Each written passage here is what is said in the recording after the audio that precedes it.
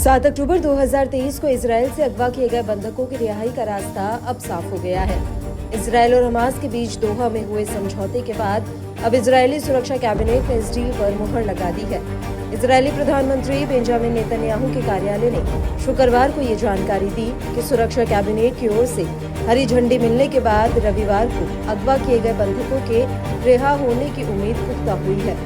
हालांकि अभी पूर्ण कैबिनेट की बैठक में भी इस डील पर मुहर लगनी है। सुरक्षा कैबिनेट की बैठक में डील को लेकर आम सहमति बनाकर इसे पूरा करना था, लेकिन इजरायल के वित्त मंत्री और राष्ट्रीय सुरक्षा मंत्री ने इस डील के विरोध में वोट किया।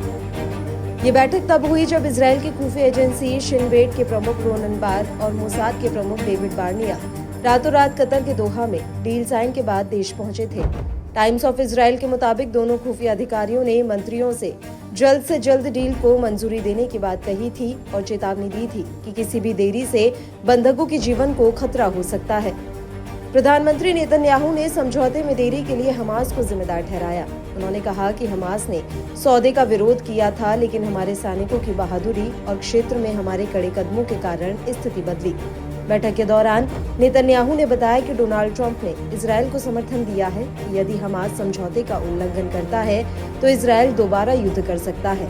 ट्रंप ने इजरायल को हथियारों की खेप पर लगी रोक हटाने का भी आश्वासन दिया, जो बाइडेन प्रशासन ने लगाई थी।